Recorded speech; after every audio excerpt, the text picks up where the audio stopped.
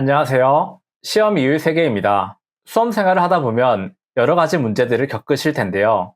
수험생들이 특히 자주 경험하는 문제는 어떤 것이 있는지, 그리고 그 문제를 해결할 수 있는 방법은 무엇인지 제가 오늘 이번 영상을 통해 말씀드리겠습니다. 수험생들이 자주 경험하는 문제를 제가 5가지 정도로 정리해 봤는데요. 첫 번째로 수면, 두 번째로 에너지, 세 번째로 목표, 네 번째로 집중력, 그리고 마지막으로 멘탈 문제, 이렇게 5가지입니다. 이런 문제들이 있으면 공부를 제대로 하기 어렵습니다. 그럼 제가 지금부터 각 문제들에 대한 해결 방법을 말씀드릴게요. 첫 번째는 수면 문제입니다. 너무 늦게 자거나 늦게 일어날 때, 자고 일어났는데도 개운하지 않고 피곤할 때, 수면 문제에 뭔가 문제가 있다는 뜻이겠죠. 수면에 문제가 있으면 공부 효율도 떨어지고 우울감이나 무기력감이 찾아오기도 쉽습니다. 여기에 대한 4가지 해결 방법을 말씀드릴게요. 첫째, 스마트폰 잠금 어플을 한번 써보세요. 많은 수험생들이 낮에는 집중해서 공부를 잘 하다가도 밤만 되면 너무 늦게까지 폰을 하곤 해요. 그러다 보면 늦게 자고 늦게 일어나고 일어났을 때부터 뭔가 기분이 좋지 않고 또 잘못한 그런 생각이 들고요. 근데 이게 뭔가 문제가 있다는 것을 알면서도 비슷한 상황이 반복돼요. 스마트폰은 중독성이 너무 세니까요. 그러니까 내일은 잘 참아봐야지 이런 생각을 하지 마시고 그냥 잠금 어플을 사용해보세요. 갤럭시를 쓰시는 분들은 넌 얼마나 쓰니? 라는 어플이 있거든요. 그거를 한번 써보시고요. 아이폰을 쓰시는 분들은 지키자 라는 어플을 한번 써보세요. 이 잠금 어플을 써서 시간을 설정해 두시면 그 시간 이후에는 핸드폰을 쓸 수 없게 돼요. 그러니까 미리 시간을 설정해 놓고 그 시간이 되면 그냥 씻고 자는 거죠. 그리고 이걸 매일 반복하면서 습관화를 시키고요. 친구들과 이걸 인증한다던가 하는 것도 괜찮은 방법이고요. 근데 또 시간이 지나면 잠금 어플을 삭제하고 싶은 마음이 들 수도 있어요. 그럴 때는 예전에 늦게 자고 늦게 일어나고 불쾌하고 죄책감을 가진 느낌으로 일어났을 때의 그 기억을 떠올려 보세요. 그리고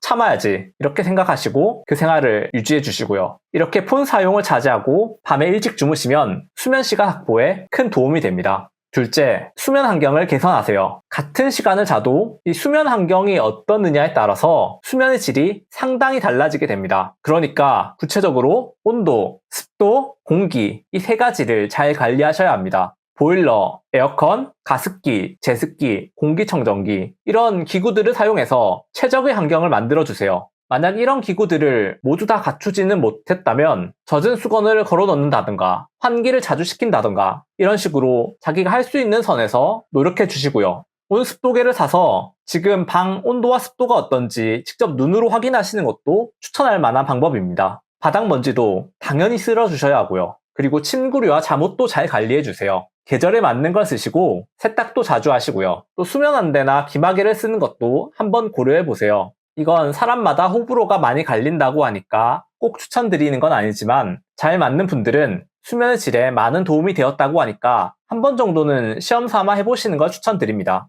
셋째, 커피, 술, 그리고 야식을 제한해 주세요. 이 친구들도 수면의 질을 떨어뜨립니다. 그러니까 커피는 너무 자주 드시지 마시고 특히 저녁 이후에는 드시지 마시고요. 커피를 많이 드시는 분들은 가급적이면 디카페인으로 드시는 걸 추천드립니다. 술자리는 공부 리듬을 많이 깨트리니까 나가지 마시고 혼술이나 야식도 가끔씩만 하시고요. 넷째, 취침 시간, 기상 시간, 그리고 수면의 질을 기록해 보세요. 다이어리에 적으셔도 좋고 수면 어플을 쓰셔도 괜찮습니다. 내 수면에 도움이 되는 건 뭔지, 방해가 되는 건 뭔지 스스로 점검할 수 있거든요. 수면의 양과 질이 개선되고 있는지도 확인할 수 있고요. 이런 식으로 늦은 밤에 스마트폰 사용을 하지 않고 수면 환경을 개선하고 음식을 조절하고 수면 시간을 기록하시면서 수면의 양과 질을 개선하세요. 두 번째로 살펴본 문제는 에너지 문제입니다. 별일 없었는데도 피곤하고 그냥 귀찮은 마음만 자주 든다면 지금 에너지가 좀 부족한 상태일 수 있어요. 에너지가 부족하면 공부의 효율과 의욕이 떨어지고 장기적으로는 건강도 나빠질 수 있어요. 이 문제 해결을 위한 3가지 방법이 있어요. 첫째, 밥을 잘 챙겨 드세요. 우선 영양사가 식단을 관리하는 곳에서 식사하시기를 추천드립니다. 학생 식당 같은 곳에요. 영양소 밸런스가 잘 맞춰져 있거든요. 자극적인 음식들도 잘 없고요. 만약 그런 곳에 가기 힘드시다면 개인적으로라도 학생 식단처럼 드신다고 생각하고 골고루 밸런스 있게 드셔주세요. 자극적인 음식도 피하시고요. 그리고 식사 시간은 일정하게 가져가시고요. 둘째, 산책을 하세요. 밥을 먹고 나서 소화도 시킬 겸 주변을 한번 가볍게 걸어보세요. 혼자서 걸어도 좋고 친구들과 이야기를 하면서 걸어도 좋습니다. 걸을 때 스마트폰은 하지 마시고 공부 생각도 하지 마세요. 그냥 편안한 마음으로 햇볕을 쬐면서 가볍게 걸으시면 됩니다. 특히 따로 운동을 안 하시는 분들은 이 산책은 꼭 해주시기 바랍니다. 셋째, 사람들과 가끔씩 이야기를 나누세요. 어떤 분들은 열심히 한번 수험에 집중해 보겠다고 다른 사람들과의 교류를 지나치게 차단하시는 분들이 있습니다. 열심히 해보겠다는 그런 자세는 좋은데 이게 좋지 않은 방향으로 돌아올 수도 있어요. 사람은 사회적 동물이라서 지나치게 고립된 생활을 너무 오랫동안 하다 보면 정신건강에 많이 해롭거든요. 그러니까 일주일에 2번 이상은 다른 사람들과 이야기를 나누세요. 따로 시간을 내는 게 부담스러우면 그냥 밥을 먹으면서 이야기를 하시면 됩니다. 만약 그런 약속을 잡는 것도 부담스러우시면 미리 만날 요일을 정해두는 것도 괜찮고요.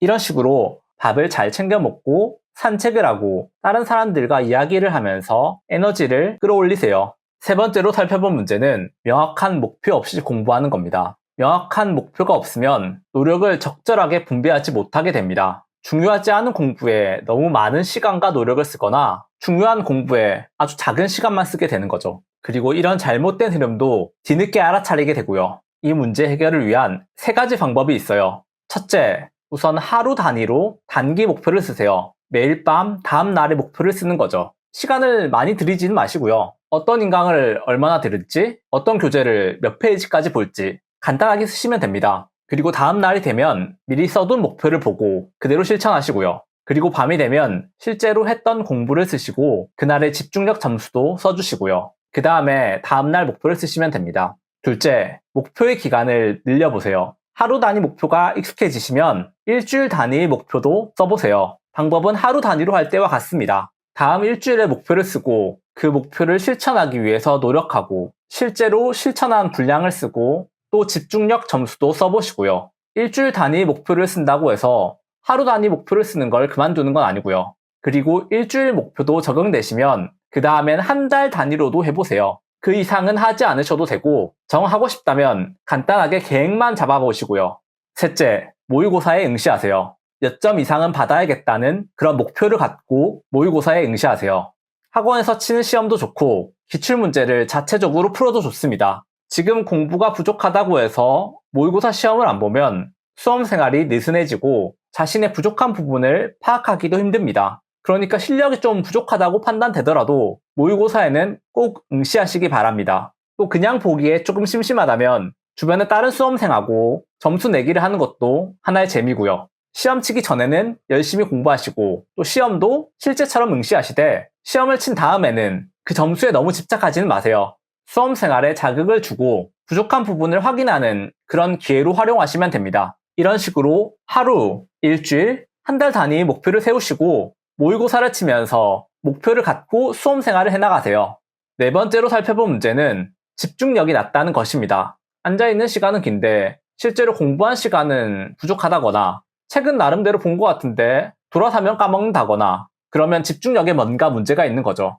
집중력이 낮으면 나름대로 노력을 한다고 해도 결과가 뒤따르지 않을 가능성이 많아요. 이 문제 해결을 위한 5가지 해결 방안이 있어요. 첫째, 폰 사용이 금지되는 환경에서 공부하세요. 이 스마트폰이 공부에 있어서 너무나 큰 적입니다. 그러니까 공부하실 때는 폰을 차단하시는 게 많은 도움이 됩니다. 관리형 독서실 중에서 폰 사용이 금지되는 곳에서 공부하셔도 좋고 아니면 그냥 자체적으로 사물함에 핸드폰을 넣고 공부하셔도 괜찮습니다. 둘째, 교시제 스터디를 하세요. 교시제 스터디는 중고등학생 때 1교시, 2교시 이렇게 나눠서 공부했던 것처럼 교시를 나눠서 공부하는 스터디입니다. 처음에는 조금 낯설고 자기 습관과 맞지 않아서 불편할 수도 있습니다. 하지만 조금만 익숙해지면 집중력이 훨씬 나아지실 겁니다. 최근에는 대면이 아니라 캠으로 교시제 스터디를 하는 분들도 많이 계시니까 자기 상황에 맞게 한번 해보시기 바랍니다. 셋째, 공부가 특히 안 될 때의 대처 방법을 미리 마련하세요. 공부가 특히 안 될 때는 공부를 할지 말지 고민할 틈을 줘서는 안 됩니다. 좋아하는 과목을 한다던가 맛있는 간식을 먹으면서 한다던가 이런 식으로 대처 방법을 미리 준비하세요. 그리고 공부가 안 될 때는 망설임 없이 그 대처 방법대로 따르시면 됩니다. 넷째, 공부를 시작할 마음이 안 생길 때는 그게 별일 아니라는 것을 떠올리세요. 공부를 시작하기 싫어서 그냥 미적거릴 때가 있습니다. 근데 막상 앉아서 하기 시작하면 그렇게 힘들지 않는데도요. 그러니까 공부를 시작할 마음이 안 생길 때는 예전 기억을 한번 떠올려 보세요. 막상 공부하기 시작했더니 그렇게 힘들지 않았던 그런 기억을요. 그런 기억을 떠올린 다음에 곧바로 공부를 시작하시면 됩니다. 다섯째, 공부의 재미를 느끼려고 하세요. 사탕을 먹다가 밥을 먹으면 밥의 단맛이 잘 느껴지지 않아요. 하지만 밥을 천천히 씹어 먹다 보면 밥 특유의 그런 단맛이 느껴지고요. 공부에도 강하지는 않지만 그런 은근한 단맛이 숨겨져 있습니다. 그러니까 아무런 재미가 없다고만 단정 짓지 마시고 그 숨은 재미를 한번 느끼려고 해보세요. 강사님의 명쾌한 설명, 재밌는 농담, 여러분이 어려운 문제를 풀어냈을 때의 그런 쾌감, 성취감, 배운 내용을 주변에 적용했을 때의 그런 재미, 이런 재미들을 느끼면서 공부하시면 공부가 훨씬 할만하게 느껴지실 겁니다. 이렇게 폰 사용이 금지되는 환경에서 교실을 나눠서 공부하세요. 공부가 안 될 때의 대처 방법도 미리 마련하시고요. 공부를 시작하는 게 별일 아니라는 것도 떠올리시고 공부의 숨은 재미도 한번 느껴보세요. 이렇게 집중력을 높이시면 됩니다. 마지막 문제는 불안감과 죄책감으로 멘탈이 흔들리는 겁니다. 공부가 잘 되지 않으니까 떨어질까봐 불안해지고 스스로를 탓하는 마음이 자꾸만 드는 문제입니다. 이런 죄책감과 불안감이 생기면 공부가 잘 되지 않고 공부가 잘 되지 않으니까 또다시 죄책감과 불안감이 생기고요. 좋지 않은 그런 수레바퀴가 돌아가는 거죠. 이 문제 해결을 위한 5가지 방법이 있어요. 첫째, 다른 사람도 완벽하지 않다는 것을 깨달으세요. 공부를 하다 보면 자꾸 부족한 부분만 보이게 됩니다. 수험생활이란 게 자신의 부족한 부분을 보완해 나가는 과정이니까 어쩌면 그게 당연할 수도 있어요. 하지만 거기에만 너무 집중하면 멘탈에 문제가 생깁니다.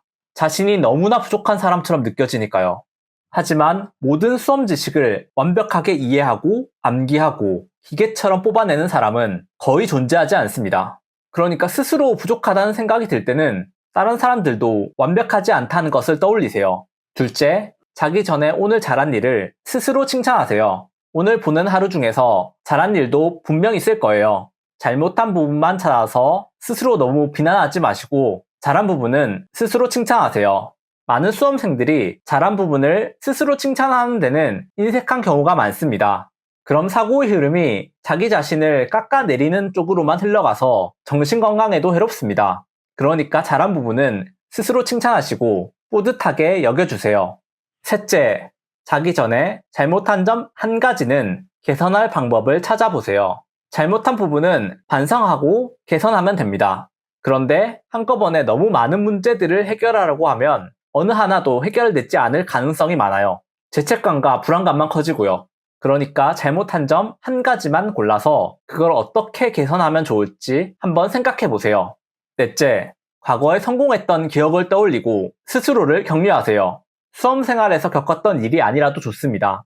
뭐가 되었든 자신이 성공하고 성취했던 그런 기억을 떠올려 보세요.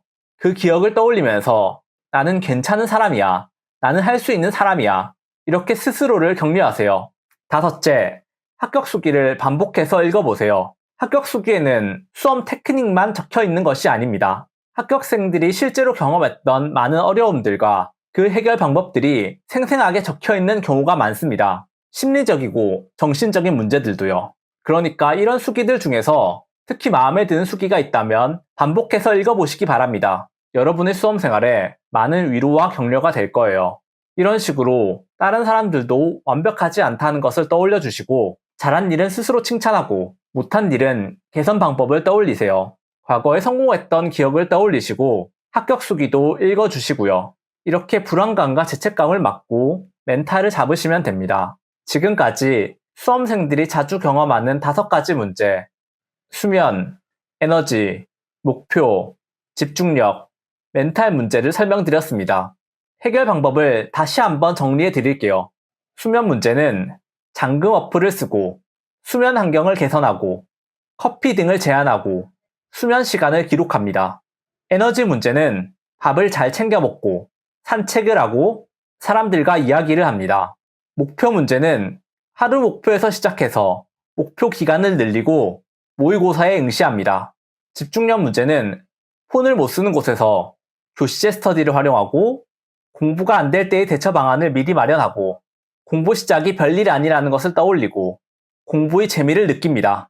멘탈 문제는 다른 사람들도 완벽하지 않다는 것을 떠올리고 자기 전에 잘한 일을 스스로 칭찬하고 못한 일은 개선 방법을 고민하고 성공했던 기억을 떠올리고 합격 수기를 반복해서 읽습니다. 방법들이 좀 많죠? 너무 많아서 한꺼번에 다 실행할 엄두가 안 날 수도 있어요. 그런 마음이 드신다면 이런 순서로 한번 접근하세요. 여러분이 겪는 문제 중에서 가장 심각한 문제에 대한 해결 방법, 그리고 가장 실천하기 쉬워 보이는 해결 방법, 이런 방법들부터 먼저 시도하시기 바랍니다. 그게 조금 익숙해지면 다른 방법들도 시도하시면 되고요.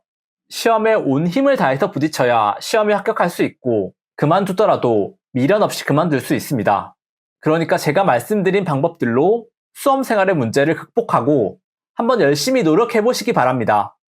저도 여러분의 노력을 함께 응원하겠습니다.